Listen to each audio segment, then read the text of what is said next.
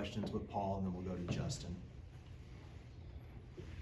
Coach, now that you've had time to go back and look at the film of the South Carolina game, obviously the points in the paint that they got sticks out in the post defense. When you look back at the film, what stood out to you as why things were so easy for them at time in the post? A bunch of things did. Overall, by numbers, sheer numbers, it was a very poor performance by us defensively in terms of efficiency. There's a lot that goes into that that comes out on the other side. That was really disappointing. Going into the game, we felt really good about our plan. We felt good about our practices, but not to shy away from your question, but I have to give them a lot of credit. Mac and the freshmen played really, really well. They were 17 for 21 with 19 rebounds between them, and that's a pretty dominating performance. From the starting 4 and 5, and they had a lot to do with it. Boyles made some big time moves and finishes, and Mac showed an ability to not just be a pick and pop guy, to be able to maneuver a little bit going towards the basket and put our defense in some awkward situations at times. But you can't place all the blame on our 4s and 5s. I've said over and over that our defense is not about certain matchups. There's times where we want them to dominate that matchup, but overall, it's everybody's involved in guarding the ball and having responsibilities depending on what's going on. And we just didn't do a very good job against South Carolina, in particular. Those two guys. Go ahead, Justin.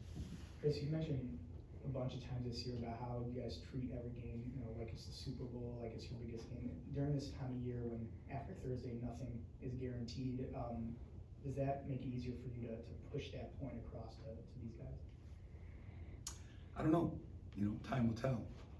But our approach, doesn't change this week. I mean, I don't want people out there, listening to this and saying, why wouldn't they be all in? Why wouldn't they be more?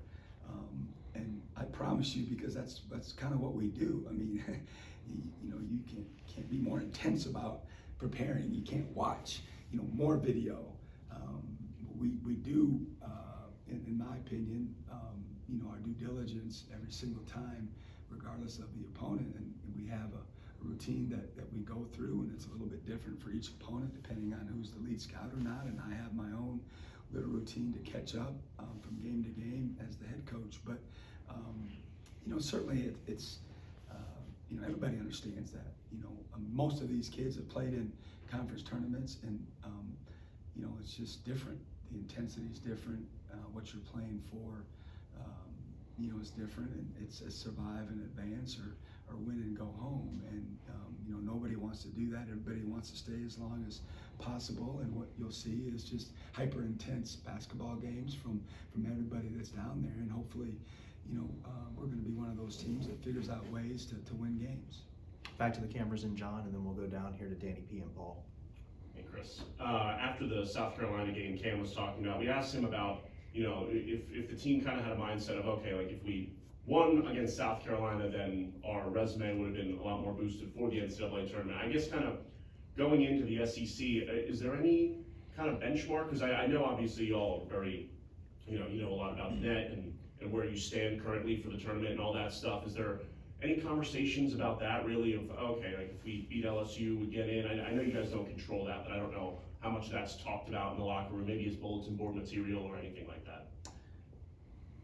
I get asked that a lot, about what I think of where we're at and what we need. And I see other coaches, get in these environments and have platforms and, vouch for their team and go, drill down on why they should be included in the NCAA tournament. And I've got to believe that the committee members don't pay any mind to that. I don't think they really care what an individual coach thinks about his team and why it should be included.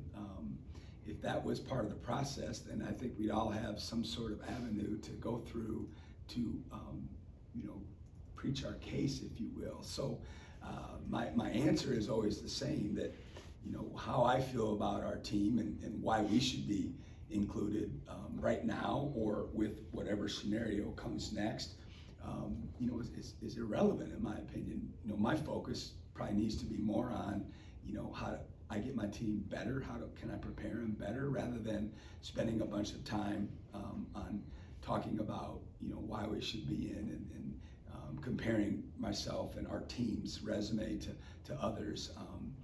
These folks in that room obviously are there for a reason, and they've got all the tools that they need at their disposal. And I know they've already for weeks been working on teams and evaluating teams, and I know the process fairly well. And at the end of the day, we're just trying to win the next game and trying to put ourselves in the best position possible.